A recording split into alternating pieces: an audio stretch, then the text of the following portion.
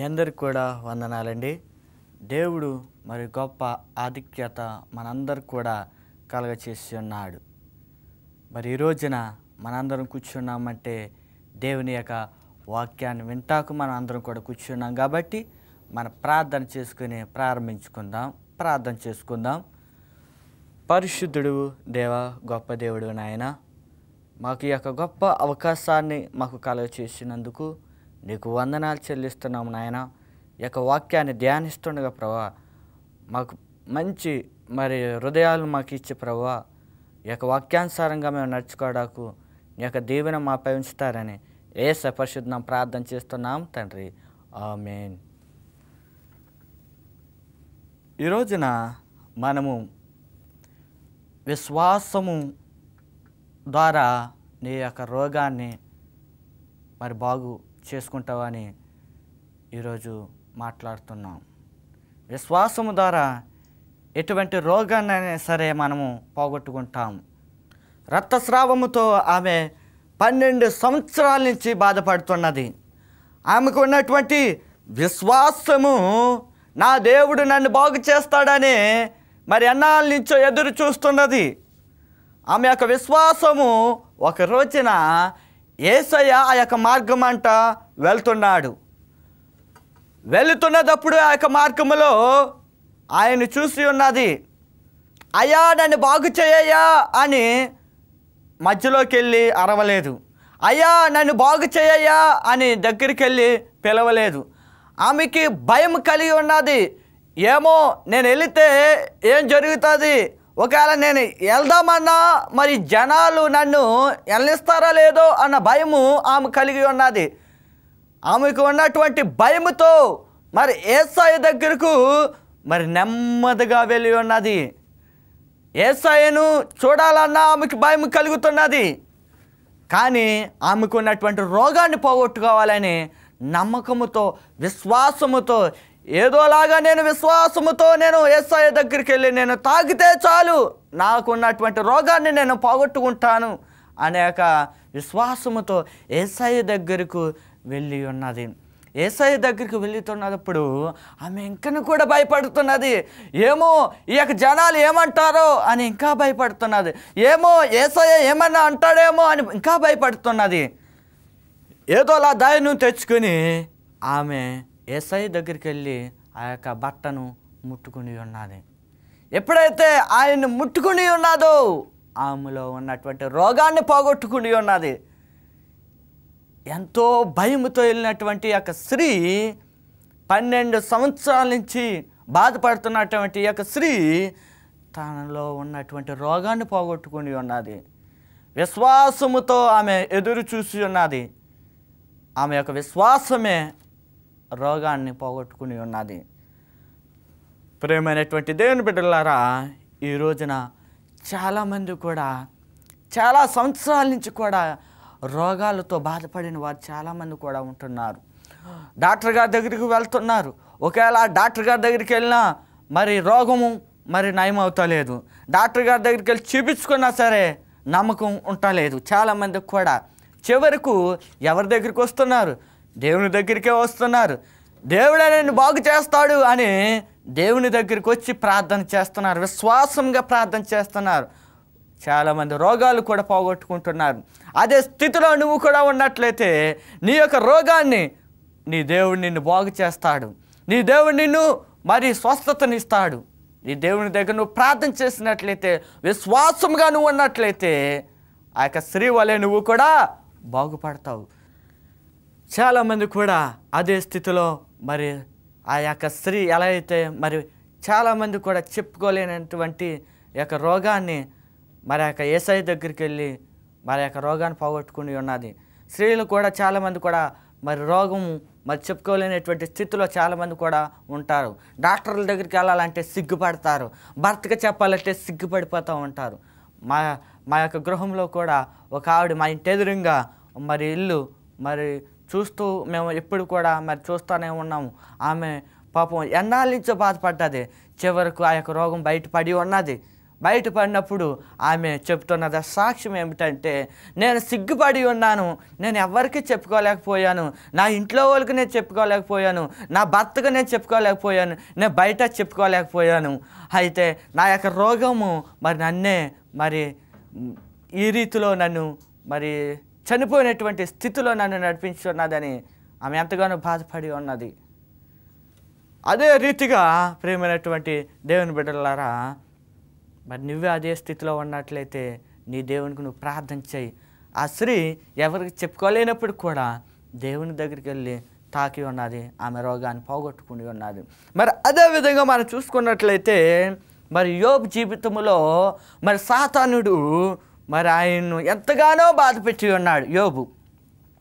యోబు చాలా బాధపెట్టి మరి యొక్క సాతానుడు మరి చాలా బాధపెట్టి ఉన్నాడు యోబుని.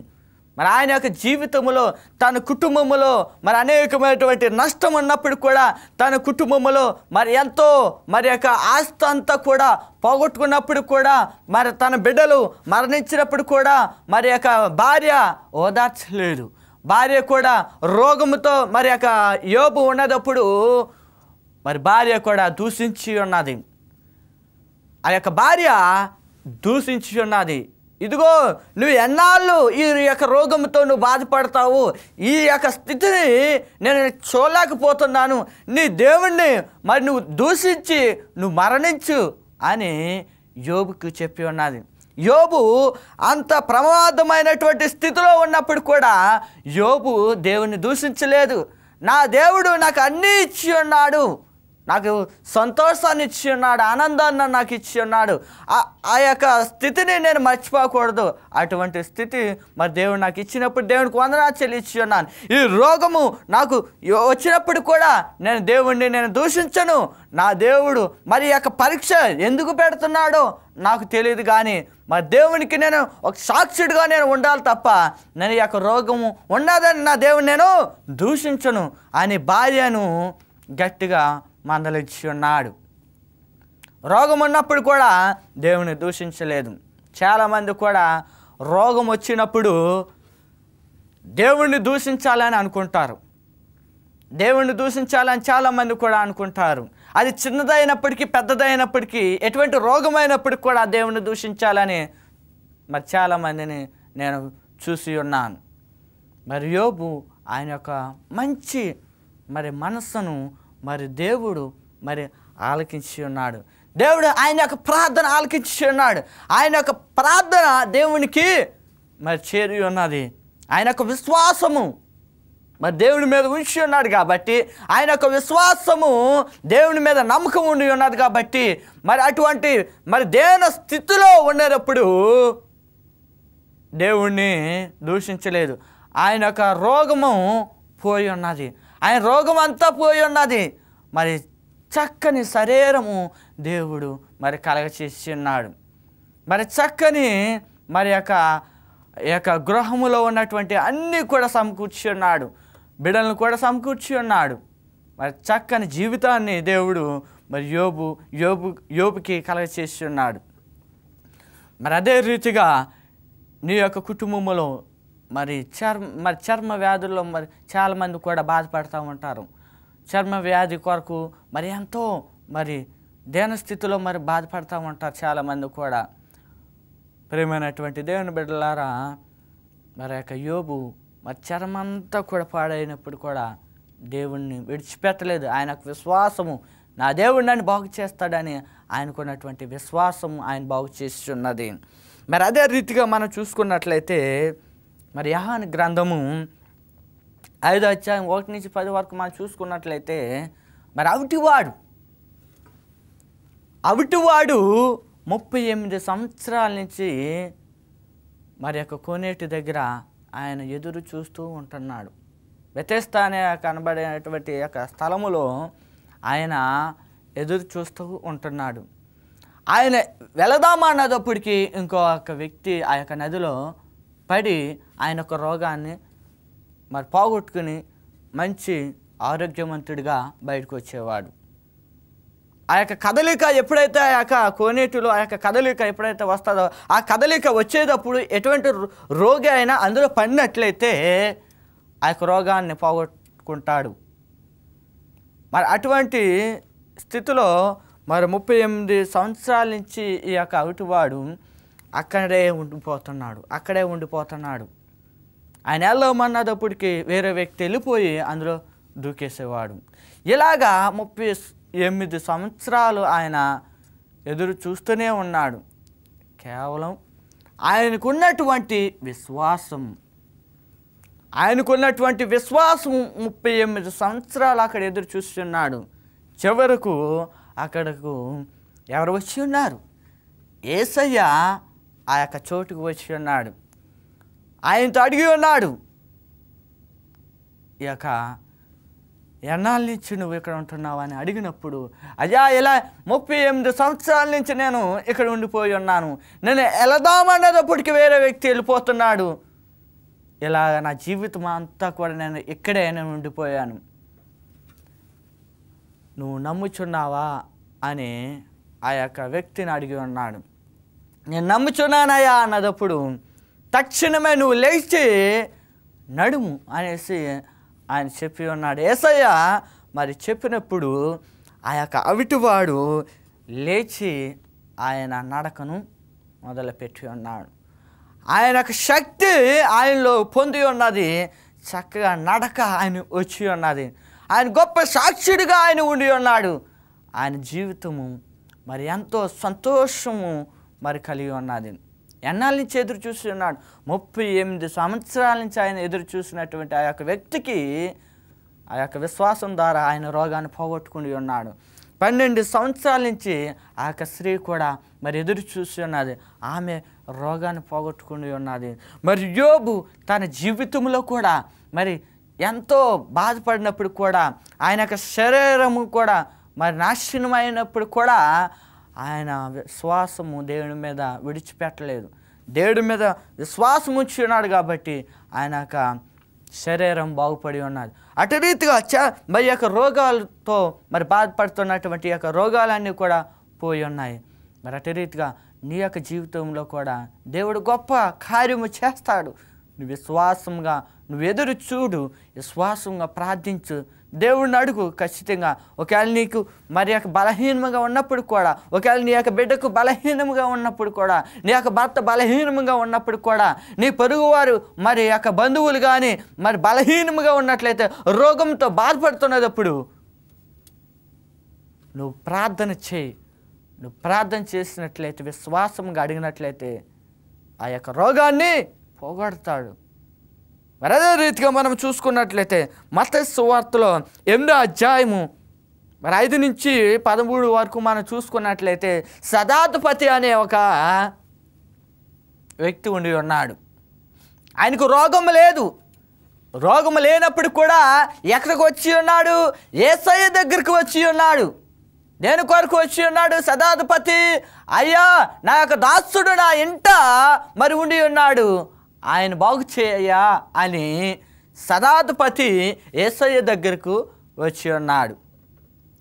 చాలామంది కూడా మన యొక్క ఇంట్లో వాళ్ళకి ఎవరికైనా బాగోలేకపోతే బంధువులు చాలామంది కూడా మరి అక్కడక్కడికి వెళ్ళి మరి డాక్టర్ గారు ఉంటే మంచి డాక్టర్ గారికి చూపించడము, లేకపోతే డాక్టర్ గారిని తీసుకురావడము జరుగుతూ ఉంటుంది.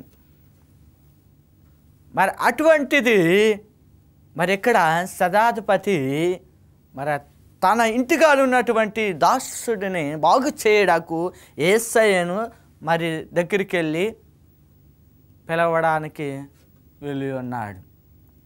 అయితే యేసయ్య మరి అక్కడ చూస్తున్నప్పుడు మరి సదాధిపతి వెళ్ళి అడిగి ఉన్నాడు. అడిగినప్పుడు నేను నీ ఇంట వస్తాను అని చెప్పి ఉన్నాడు. నేను ఇంటికి నేను వస్తానని చెప్పి ఉన్నాడు. సదాధిపతి రావయ్యా అని అడిగి ఉన్నాడా? లేదు.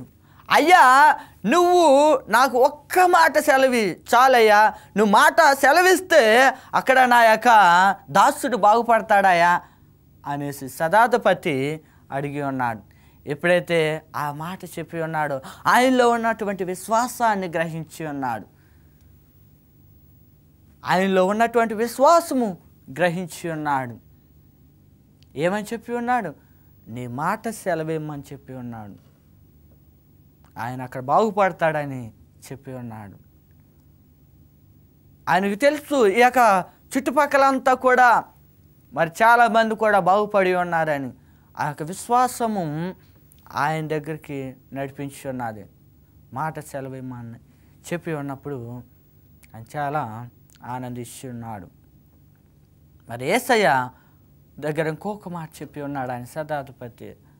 అయ్యా, నేను అర్హుడిని కాదయ్యా, నువ్వు నా ఇంట రావడాకు అనేసి చెప్పి ఉన్నాడు. ఇప్పుడు ఎప్పుడైతే ఆ మాట చెప్పి ఉన్నాడు, ఆయన దారంట పోతున్నదప్పుడు ఆయన మాట చెప్పినప్పుడే ఆయన బాగుపడి ఉన్నాడు. అటువంటి విశ్వాసము కలిగి మనము కూడా ఉండాలి. అటువంటి విశ్వాసము మరి ఉన్నట్లయితే మన యొక్క బంధువులను కూడా మనము బాగు చేయొచ్చు. ఒకవేళ నీకు రోగము లేనప్పుడు కూడా, నీ కుటుంబంలో రోగము లేనప్పుడు కూడా యేసయ్యను పొరుగు వారి కొరకు మనం ప్రార్థన చేయాలి. యేసయ్యను అడిగి మనము, యేసయ్య నా యొక్క పరిస్థితి ఇది, నా యొక్క కుటుంబంలో సంతోషంగా ఉన్నాము, అయితే నా యొక్క బంధువుల్లో ఇది నా పరిస్థితి అయ్యా, మరి వారి కొరకు మీరు ప్రార్థన చేయండి. ఎప్పుడైతే మనము ప్రార్థన చేస్తామో మన యొక్క బంధువులు యొక్క కుటుంబం కూడా సంతోషంగా ఉంటుంది. నీ కుటుంబం ఏ రీతిగా సంతోషంగా ఉన్నదో నీ బంధువుల యొక్క కుటుంబం కూడా సంతోషంగా ఉంటుంది.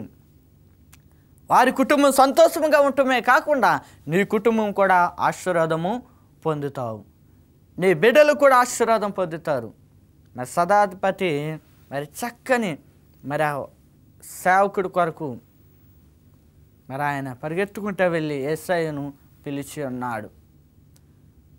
మరి హిజ్కియా చూసుకున్నట్లయితే మరి ఆయన యొక్క జీవితంలో కూడా యెషయా వచ్చి, హిజ్కియా నువ్వు మరణిస్తావు, నీ యొక్క ఇల్లంతా కూడా చక్కబెట్టుకో అని యెషయా వచ్చి హిజ్కియాకు రాజుకు చెప్పినప్పుడు ఆయన చాలా బాధపడి ఉన్నాడు. ఆయన గోడ వైపు తిరిగి ఆయన ఏడ్చి ఉన్నాడు. నాకు మరణం వస్తుందా అని రోగముతో బాధపడుతూ ఆయన ఏడ్చి ఉన్నాడు. ఆయన యొక్క కన్నీళ్ళు ప్రార్థన దేవుడు ఆలకించి ఉన్నాడు. మరి చెప్పినటువంటి యెషయా మరలా వచ్చి హిజ్కియాకు మాట చెప్పి ఉన్నాడు.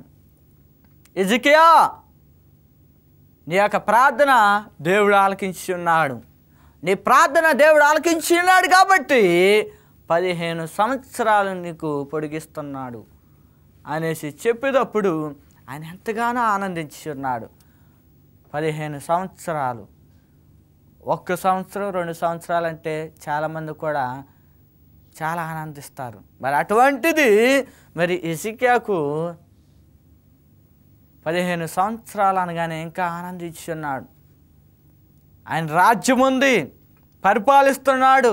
మరి రాజుగారు అయినప్పుడు కూడా, ఎంత ఉన్నప్పుడు కూడా రోగం ఉన్నదప్పుడు ఎలాంటి మనిషి అయినా మరి బాధపడవలసిదే. మరి చాలామంది కూడా ధనవంతులు అన్నీ ఉన్నదప్పుడు కూడా మంచి ఆరోగ్యాలు ఉండవు. అన్నీ దేవుడు ఇస్తాడు మరి చాలామందికి కూడా, అయితే ఈ యొక్క మరణం అనేది మనం చెప్పలేము. ఈ మరణం అనేది ఏ రోజు ఎలా ఉంటుందని మనం చెప్పలేము. మరి అటువంటిది హిజ్కియా మరి ఆయన బాధపడి ఉన్నాడు. మరి బాధపడినటువంటి హిజ్కియాకు దేవుడు జీవితాన్ని ఇంకను కూడా పొడిగించి ఉన్నాడు. మరి అదే స్థితిలో నువ్వు కూడా ఉన్నట్లయితే నీ జీవితము ఇంకను కూడా మరి దేవునిలో ఎదగాలనుకుంటే, దేవునిలో ఉండాలనుకుంటే, నీ జీవితాన్ని మరి ఎక్కువగా మరి చూడాలనుకుంటే నీ దేవునికి ప్రార్థించు. నీ దేవునికి ఎప్పుడైతే నువ్వు ప్రార్థిస్తావో నీ పిల్లలు ఎదిగే వరకు, నీ పిల్లలు మనవరాలు పుట్టే వరకు నీ దేవుడు నీకు మంచి ఆరోగ్యాన్ని ఇస్తాడు. ఇక మంచి ఆరోగ్యాన్ని నీకు కలగచేస్తాడు. ఎప్పుడు మన విశ్వాసముగా మనము ప్రార్థన చేసేటప్పుడే దేవుడు మనకు కలగచేస్తాడు. మరి హిజ్కియా మరి ఆయన యొక్క జీవితాన్ని మరి దేవునికి మరి ఎంతగానో వందనాలు చెల్లించాలి. అదే నీకు సంవత్సరం, 2 సంవత్సరాలు, 3 సంవత్సరాలు నీకు పొడిగిస్తే నువ్వేం చేస్తావు? ప్రేమైనటువంటి దేవుని బిడ్డలారా, మన జీవితము దేవునికి అర్పించాలి. ఈ రోగము మరి డాక్టర్ దగ్గరికి వెళ్ళేటప్పుడు ఈ రోగము పోగొట్టుకోలేకపోతున్నావు. మరి అటువంటి మరి నీ జీవితము దేవునికి సమర్పించుకున్నట్లయితే నీ జీవితంలో ఎటువంటి కలహాలు ఉండవు, ఎటువంటి భయము నీకు కలగదు. మరి అటువంటి యొక్క స్థితిలో నువ్వు ఉండకుండా నీ యొక్క మంచి జీవితాన్ని కొనసాగించాలని నేను ప్రార్థన చేస్తున్నాను. ప్రతి ఒక్క కుటుంబాల్లో కూడా మంచి ఆరోగ్యాలు కావాలని నేను ప్రార్థన చేస్తున్నాను.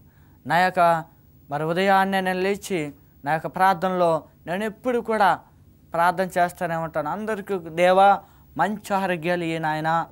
చాలామంది కుటుంబాల్లో ప్రభా ఈ స్థితుల్లో మరి ఉంటున్నారు, బాధపడుతున్నారని వారందరి కొరకు నేను ప్రార్థన చేస్తాను. మా యొక్క సంఘములో అందరూ చెప్తూ ఉంటారు, అయ్యా మరి ఇది పరిస్థితి ఇదే నాయన, మరి ప్రార్థన చేయి నాయన అనేసి నాకు నేను ప్రార్థనకి వెళ్ళేటప్పుడు మరి ఆ యొక్క ఆలయం దగ్గర నాకు అందరూ చెప్తూ ఉంటారు. వారందరిని కూడా మరి జ్ఞాపకం తెచ్చుకుంటూ మరి నేను ఉదయాన్నే 4:30 ఆ టైంలో నేను ప్రార్థన చేస్తూ ఉంటాను. ఎవరైనా ప్రతి ఒక్కరిని కూడా మరి గుర్తు తెచ్చుకుంటూ నేను ప్రార్థన చేస్తూ ఉంటాను. ప్రేమైనటువంటి దేవుని బిడ్డలారా, మీరు కూడా ఉదయాన్నే లేచేటప్పుడు మరి రాత్రులు మీరు నిద్రపోయేటప్పుడు మీరు ప్రార్థన చేయాలి. ప్రతి ఒక్కరి కొరకు మరి ప్రార్థన చేసినట్లయితే మీకు కూడా ఆశీర్వాదం కలుగుతుంది. మరి దేవుడు యొక్క వాక్యాన్ని దీవించునుగాక. ప్రార్థన చేసుకుందాం. ప్రార్థన. పరిశుద్ధుడు దేవా, గొప్ప దేవుడు నాయన, మరి ఇప్పటి వరకు కూడా మరి వాక్యాన్ని మరి వింటున్నటువంటి మరి యొక్క బిడ్డలు మరి చక్కగా మరి విని ఉన్నారు నాయన. మరి యొక్క బిడ్డలను దీవించండి, ఆశీర్వదించండి నాయన. మరి ఎవరైతే మరి రోగాలతో మరి బాధపడుతున్నారు నాయన మా మధ్యన, మరి వారిని తాకి ప్రభువా వారిలో ఉన్నటువంటి అనారోగ్యాన్ని తీసివేసి మంచి ఆరోగ్యము, బలమును, శక్తిని మరి కలగచేయండి నాయన. మీరు కుటుంబాన్ని ప్రత్యేకంగా దీవించండి నాయన. యేసయ్య పరిశుద్ధ నామమున ప్రార్థన చేస్తున్నాము తండ్రి. ఆమేన్.